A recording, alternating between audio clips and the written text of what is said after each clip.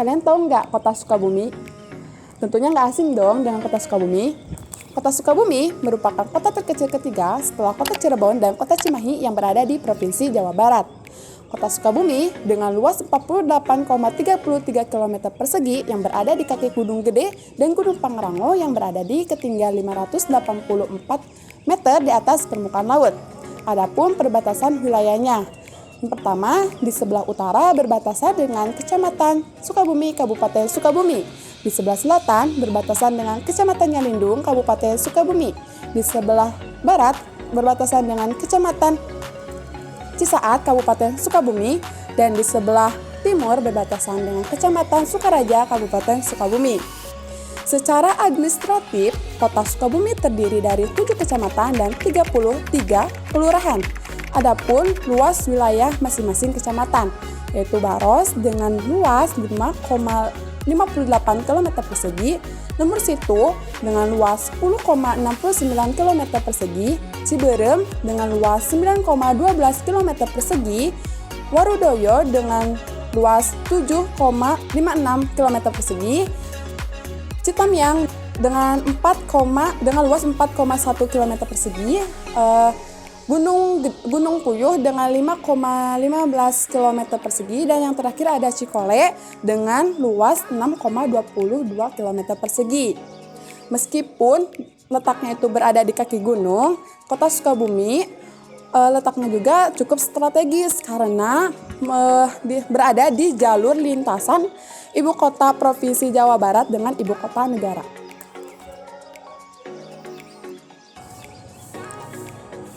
Sebagai kota dengan luas wilayah yang relatif kecil, wilayah kota Sukabumi masih berpotensi untuk dikembangkan lagi secara optimal. Berdasarkan rencana tata ruang wilayah kota Sukabumi tahun 2022 sampai 2042, pengembangan wilayah dalam konteks kawasan budidaya direncanakan untuk kawasan pertanian, kawasan perikanan, kawasan industri, kawasan pariwisata, kawasan pemukiman, kawasan perdagangan jasa, kawasan perkantoran, kawasan transportasi, serta kawasan pertahanan dan keamanan. Dari rencana pengembangan kawasan budidaya tersebut terdapat 2 kawasan yang menjadi fokus tujuan rencana tata ruang wilayah kota Sukabumi, yaitu kawasan pariwisata serta kawasan perdagangan dan jasa. Pengembangan wilayah kota Sukabumi tentunya juga ditunjang dengan rencana pengembangan struktur ruang kota, yang dimana pengembangan tersebut mencakup sistem pusat kegiatan, jaringan transportasi, jaringan energi, jaringan telekomunikasi, jaringan sumber daya air, dan infrastruktur perkotaan.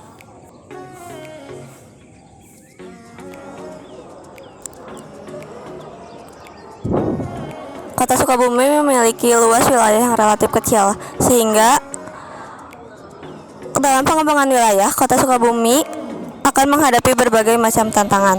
Walaupun sebagai kota, namun karakter pertaniannya masih cukup dominan, di mana sekitar 34,37% lahan yang ada berupa lahan pertanian. Jika hal ini dibiarkan terus-menerus, tentunya akan mengganggu produksi pertanian.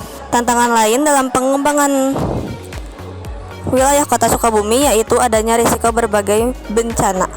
Berdasarkan nilai indeks risiko bencana tahun 2021, kota Sukabumi berada pada angka 102,67%, yang berarti masuk ke dalam risiko kelas sedang. Berisiko bencana yang ada di kota Sukabumi tersebut antara lain, yang pertama ada gempa bumi, yang kedua ada longsor, yang ketiga gunung api, yang keempat ada banjir, yang kelima ada cuaca ekstrim, dan yang keenam ada kebakaran. Pada tahun 2021, kota Sukabumi telah melakukan pengukuran kapasitas daerah dalam rangka mengukur kemampuan daerah dalam masyarakat untuk melakukan tindakan pengurangan ancaman dan potensi kerugian akibat bencana secara terstruktur, terencana, dan terpadu. Berdasarkan pengukuran tersebut diperoleh indeks kapasitas bencana daerah Kota Sukabumi tahun 2021 sebesar 0,49%. Artinya kapasitas daerah dalam penyelenggaraan penanggulangan bencana masuk ke dalam kapasitas kelas sedang.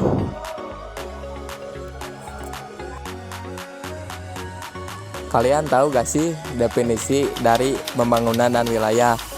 Pembangunan adalah proses perubahan yang direncanakan untuk memperbaiki berbagai aspek kehidupan masyarakat.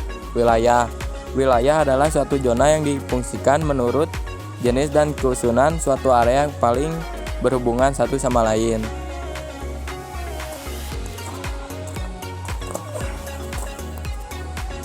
Pembangunan wilayah.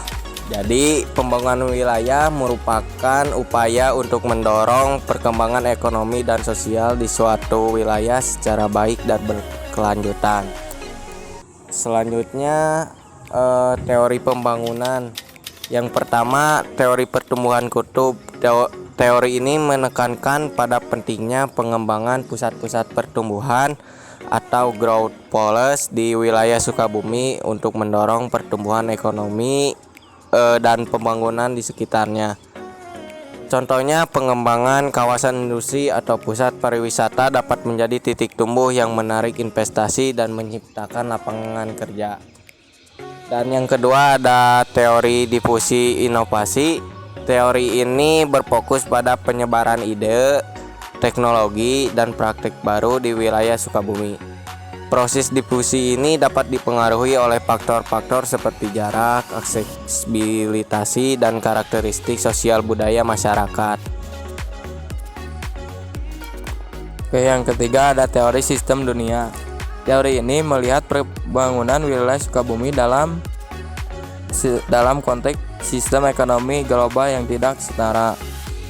Sukabumi mungkin mengalami ketergantungan pada pusat-pusat ekonomi global yang dapat mempengaruhi pada pembangunannya.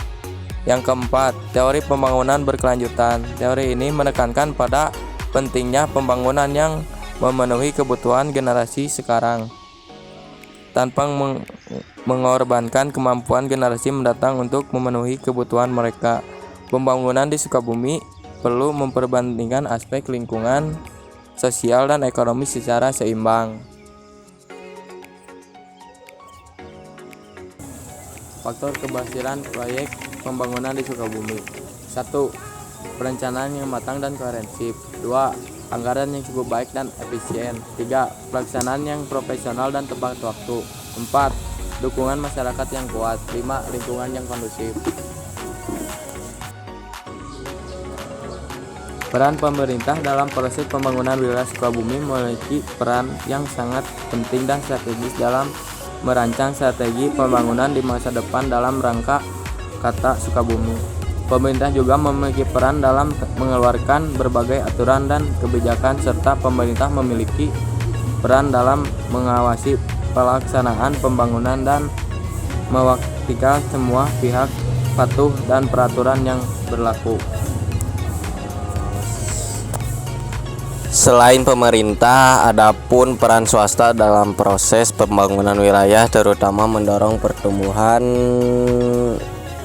ekonomi dan menciptakan lapangan pekerjaan di pekerjaan di Sukabumi. Peran swasta ini seperti menginvestasikan dana untuk membangun berbagai jenis usaha. Perusahaan swasta bisa bekerja sama dengan pemerintah dalam berbagai proyek pembangunan. Dan yang terakhir, peran masyarakat dalam proses pembangunan wilayah Sukabumi. Peran masyarakat juga tidak kalah penting. Masyarakat harus berpartisipasi aktif dalam perencanaan dan pelaksanaan pembangunan melalui musyawarah atau kegiatan lainnya. Peran masyarakat yang lainnya yaitu dengan pendidikan, di mana masyarakat perlu meningkatkan kualitas sumber daya manusia melalui pendidikan formal maupun non-formal. Bagaimana peran pemerintah, swasta, dan masyarakat dalam proses pembangunan wilayah Sukabumi? Untuk mencapai pembangunan yang optimal, diperlukan sinergi yang kuat antara pemerintah dan swasta. Masing-masing pihak harus saling mendukung dan bekerja sama untuk mencapai tujuan bersama.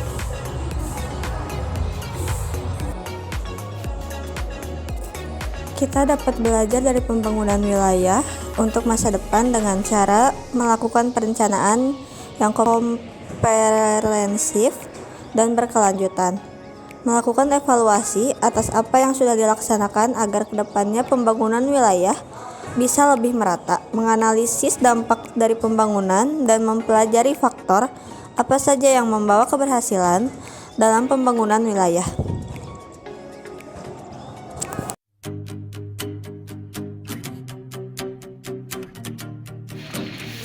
Gimana le komentar manis buat jatuh cinta Kamu sakit. gimana gitu ya. Tanggal dan tepat waktu 4. Yang kedua ada ini jadi kokonat kuli. Halo semuanya, kalian